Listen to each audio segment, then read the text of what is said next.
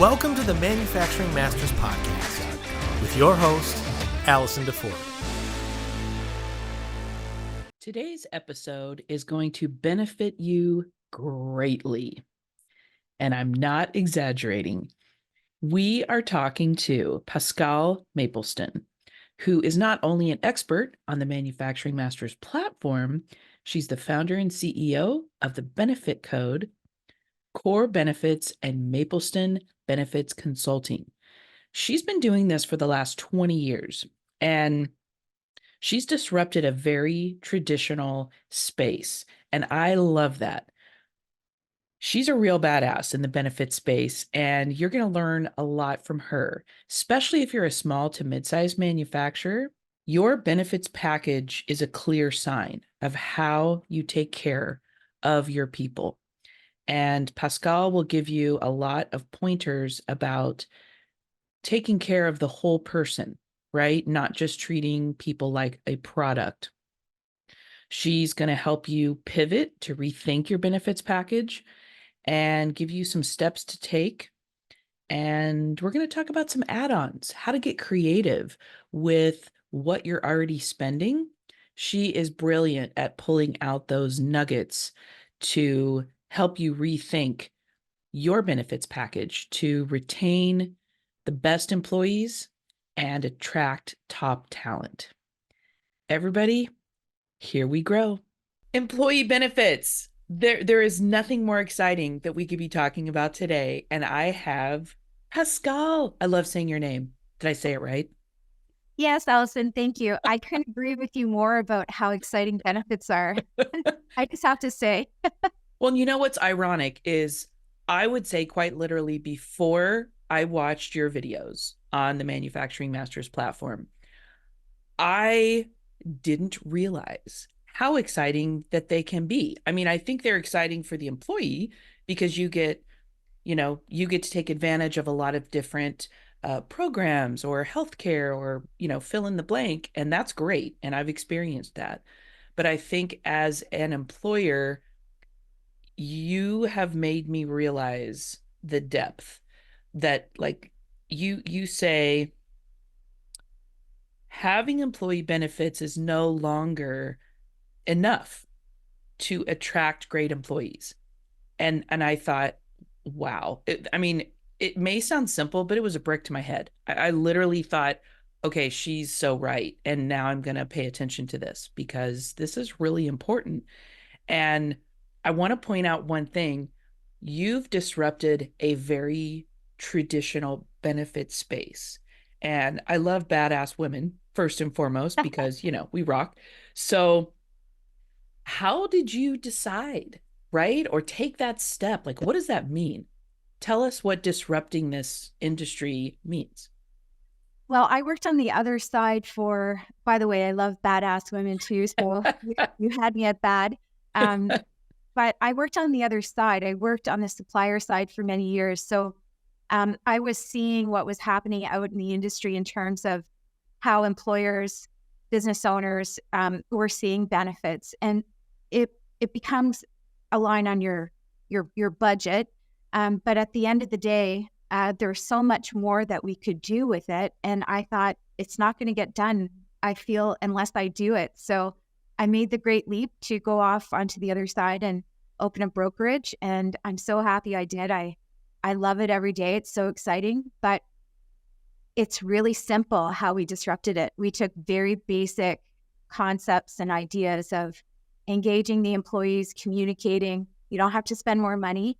You just have to spend a little bit of time or find the right partner that's going to really help your employees understand what they have and value it.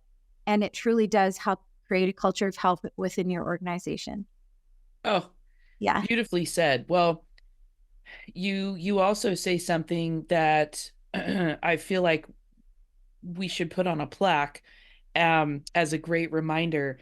You say your employee benefits are a clear sign of how you take care of your people. Absolutely. And it doesn't matter what your package looks like. It doesn't have to be a super expensive or enhanced, benefit plan. It's how you promote it and how you value it when you're talking about it to your people. Because the more you value it and the more the HR group that you work with values it, the employees start realizing how lucky they have to have all the resources that you've put together for them. So again, it's not about the spend, it's about how you talk about it, how you promote it, how you refer back to it when an employee's in a time of need. It can be your best resource with your people. Oh, I love that. Well, you talk about using your benefits package to attract great staff. And Yes. I think with the skills gap, and I think we're all feeling, this, it's more than a pinch, like this is a real problem. And I think that this the employee benefits package is so in line, as you talk about, with your culture. So you're Yeah. demonstrating, we do really care. And it's not we put our money where our mouth is, but we've taken the time, right? And the effort to work with a company like, say, like yours, and Yeah. put together something meaningful, something of value that Yes. is really going to help you when you need it. That's the key. So, when you're in a position to make an offer to an employee or to, even recruit employees, it's all about the way that you present the package. And we know that when somebody is hired, they're going to take their booklet and they're never going to look at it again, right? So when you hire them and you say, I'm going to take care of you while you work for me, and here's the package that's going to do it, it doesn't cut it. So being able to be there when an employee or their spouse or their kids or their parents, need a resource is the way really to attack that issue. So creating bite-sized moments, bite-sized communications that are going out based on what's happening within the organization. And I don't want to go too deep into the weeds now, but we know what is going on within a particular organization based on the type of claims. Like we never look at who, when, what, but we understand very clearly that there are trends within an organization, whether it's lack of sleep or anxiety or depression or chronic pain. We can see it on the claims experience, and we know what percentage of employees are going through it. So we don't communicate the same way with every single client we have. We really specialize depending on the particular client and what they are looking at within their workforce at that particular time. So if we're seeing tons of sleep, medications being prescribed, we start a campaign on sleep. And we help employers just push out a very simple message for a period of time that says, you can't sleep, neither can I. Here's, a resource for you. And normally it's something that's already built into their plan that they're paying for. So you're just kind of pulling out the nuggets of an existing spend and, flipping it back out to employees when they need it. So this booklet, it's not going to help them in 6 months, but what will is we know what's happening within the organization, and then you push out these mini communication campaigns, and it really does help an employer feel like they're helping their folks, because they can tell when something's going on within an organization. And the employees who are going through whatever it might be, whether it's depression, anxiety, sleep disorders, they're feeling looked after because when they need that resource, it's at their fingertips. It's there. Yeah, Well, it's there. And I love this. We were talking offline about, a lot of our listeners are small to mid-size manufacturers. And if any of you listening have ever worked for, let's say, or been at a large manufacturing organization, it feels like there are scads of resources. You're right. You get that booklet, but you never maybe look at it again. You use some of the resources. I think the point here is that they have more money to spend on employee benefits. So I would love if you share your screen, because if I'm a small manufacturer, I'm thinking, okay, I have 20 employees. I can afford a reasonably good benefits package. How am I going to communicate? You talk about the strip campaign, and I don't have time to create that. But the cool thing is that you've done it for them. So if maybe you would share, it's so, I don't think cute's the right word. I think it's very creative, and I think it's meaningful. So I will hand it over and you can. Thank you. Can you see my screen here? I cannot. Okay, let me try that again. Let's see. Okay, it's coming up. Got it? There we go. Okay, Yeah, and for those for people listening and they're not watching, maybe you could be a little more descriptive as to what it is we're looking at, so that way they can see with their ears. Okay, so what we did was we created a couple of characters that represent our brand. We have an animation or a illustrator that creates new comics for us every week. And by comic, I mean just really one image. And it's usually the same characters every week. It's my dog, Goldie, who is in every single comic with the exception of 2. And I think I complained to the illustrator. I was like, I miss Goldie in these comics. But and it's usually me, but a non-gender version of me. And Goldie's teaching me about different moments. And I usually have the illustrator create comics based on a common need for our clients. So for example, I just talked a little bit about sleep disorders. We had a few clients at the tail end of COVID that had a very large percentage of employees showing a disease state or an issue that had to do with sleep.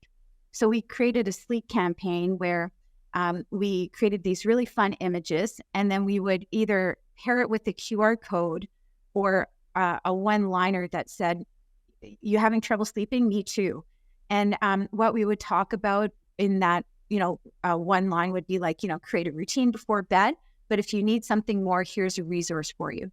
And like I said before, the resource would actually be something that they're already paying for. So we're not adding on to an existing spend. We're pulling a nugget out of the particular package.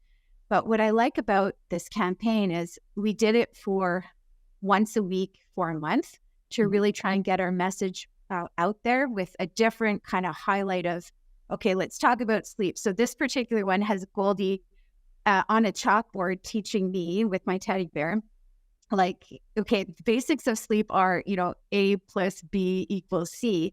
But then the QR code leads them back to that same resource. This one is my absolute favorite. I know I showed 3, but I love these comics so much. This is Goldie and I in bed.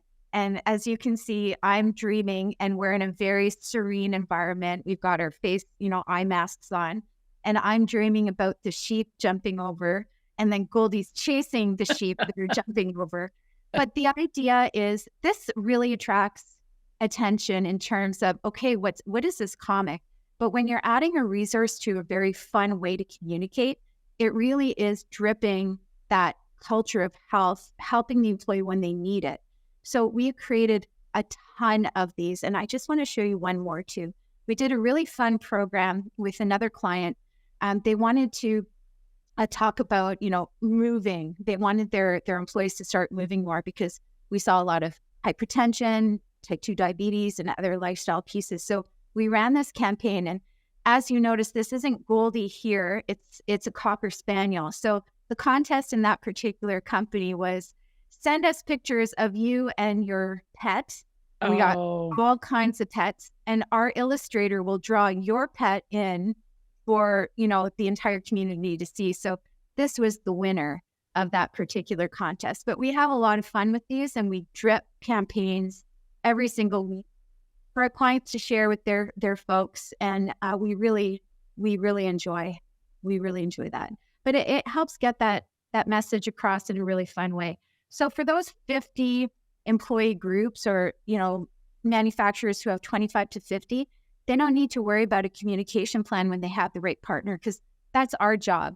They're so busy running their business. They don't have these huge HR departments. So you really want to make sure that you're partnering with somebody who can help you get the resources to your employees when they need it. And you can see when they need it. It's just about taking a little bit of a deeper dive. Oh, that's fantastic. Well, Yeah. and I know this is going to be so helpful because, like I said, a lot of our listeners are small to mid-size. So I like to make sure that we are, being of service to them and giving them insight and ideas and ways to, I think, do the most with what they have. And I Yes. know that most of them are wearing, 59 different hats. And so this is just one of them. So having a partner like you, I think, is incredibly important and takes quite a load off. One thing I wanted to know, how should an employer pivot to rethink their benefits package? Like, I know one of the things I was learning a lot watching your videos on the platform, and you talk about inclusivity, managing employee health, showing employees that you're not just that you're interested in them, not just as a product, but as a whole person. So what do you mean by that? Because I think that's great. Yeah. So, well, there's a lot to unpack there, but I'll start with, when we are dealing with an employee as a whole person. So and being inclusive of it, it comes down to our communications. So, everything needs to be put forward in a language that includes everyone. I know that seems really basic in our time, where we're trying to be overly inclusive, which is a good thing, by the way. But what I mean by that is we're talking about more health issues. So when somebody being open about mental health, being open about disabilities, being open about welcoming people back when they're on leave, being open about chronic pain, which would be, a main issue for a lot of, the folks at manufacturing masters, making sure that all the language that we're communicating to is we value you no matter what. It doesn't matter what you're going through. And if you're communicating at that level, every time you send something out, like, we're here for you. If you need XYZ, here's your resource. You can come to us, but you don't have to because of privacy. You can go to, Pascale and her team or whoever you're working with, and make sure that they have a safe place to land in terms of, what they're going through at that time.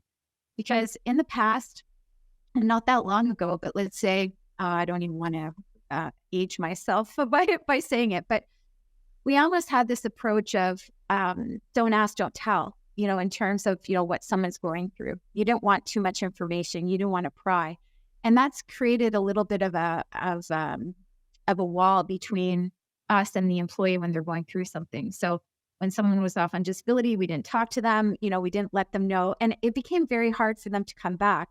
It became very hard to give them the resources that they needed.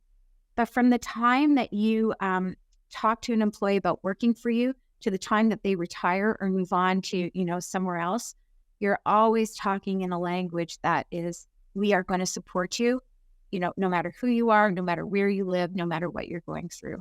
And I'm not sure if that answered your question or not in terms of the inclusivity piece, but it becomes part of your language, right? So you asked me something else specifically about, there was your third point. I didn't even touch on it yet. Did you want me to go back to that?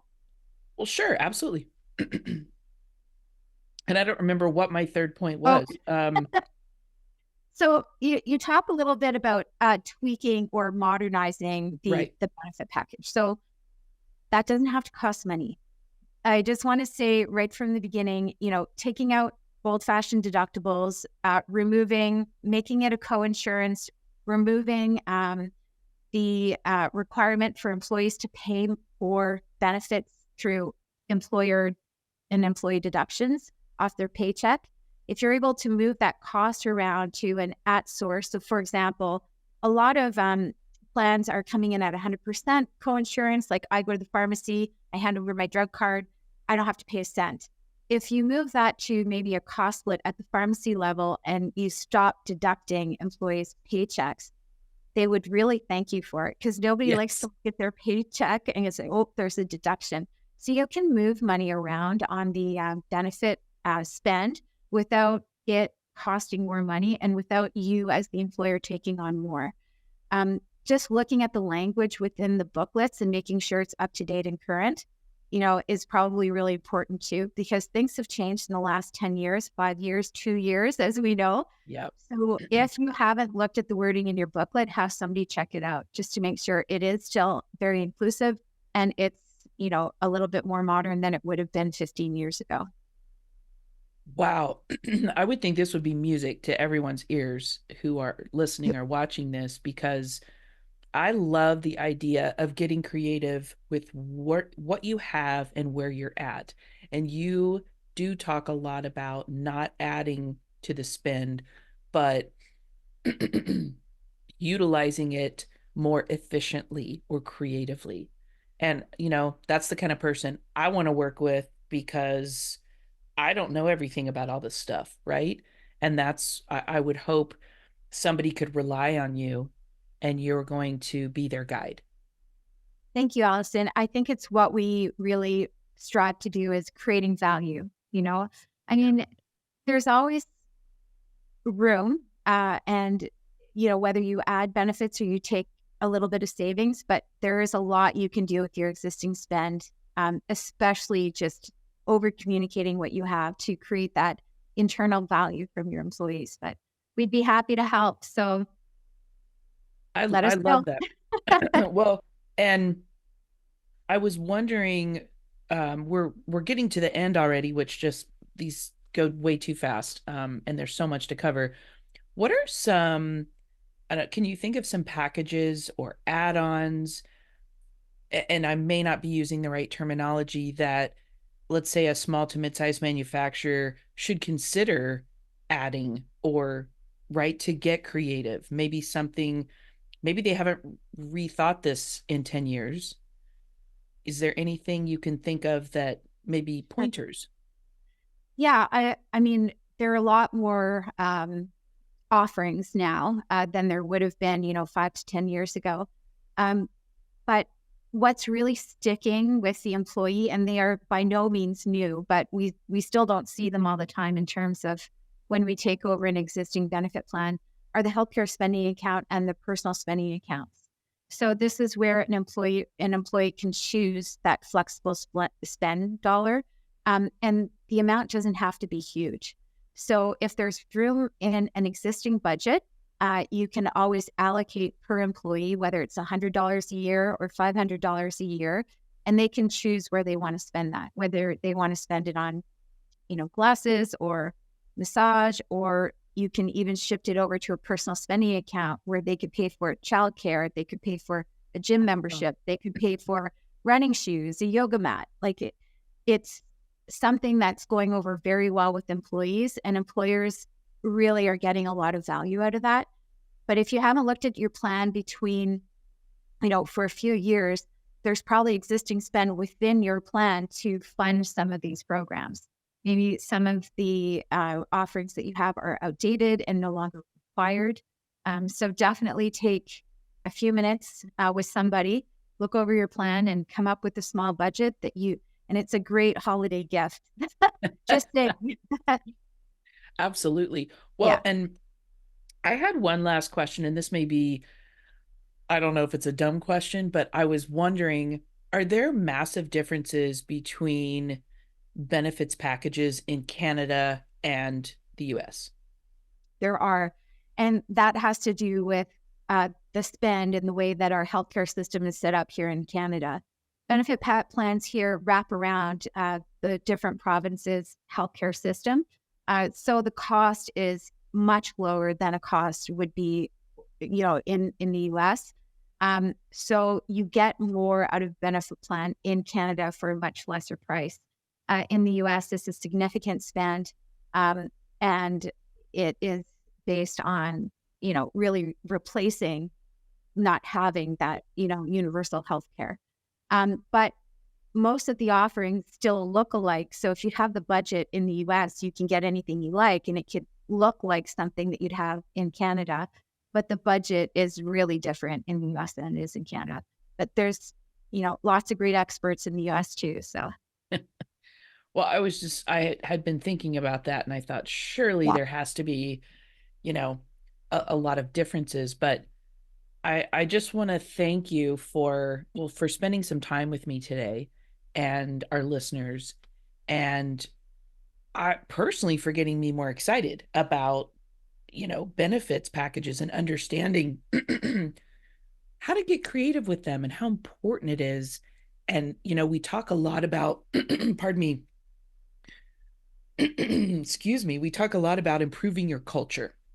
yes, And on the marketing side, I work with manufacturers to do this, and I have not truly thought about the importance of yeah. how much benefits packages, and that's probably my bad or whatever, but I do see, like you talk about, this is demonstrating how you care for your employees, and you treat them like you said in a quote I mentioned earlier, not like a product, but like a whole person. It's an easy win. You know, everyone's probably got benefits already. Like, use the existing budget and it can be your internal PR, not just to go out and attract new talent, but to keep the existing talent happy, healthy, engaged. It's totally a win if you use it properly. I'm truly passionate about that, because I actually think that it's not only good for the company, but when we are looking at the employee as a whole person, and we're filling that need that they actually have within their life at the moment where they need help sleeping or they need help with anxiety, we're making their life better. And it's the easiest way to impact an employee's life is by being there when they need it. And this is just, I'll say it again, it's an easy win. Yeah. Fantastic. Well, I hope everybody listening enjoyed this as much as I did. I learned so much from you, and I just can't thank you enough for hanging out with us and sharing your expertise. Thank you so much for having me, Allison. It was a pleasure.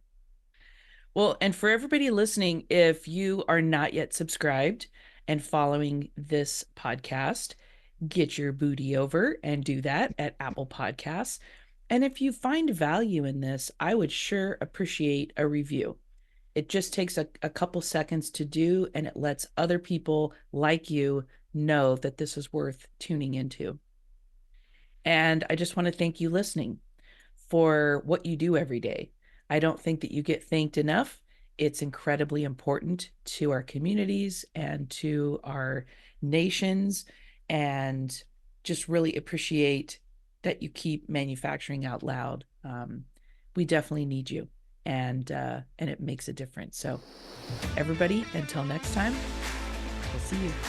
Thank you. If you're not already, subscribe to the Manufacturing Masters podcast on Apple Music or Spotify. And for a deeper dive, head on over to manufacturing-masters.com. It's everything they never taught you in school.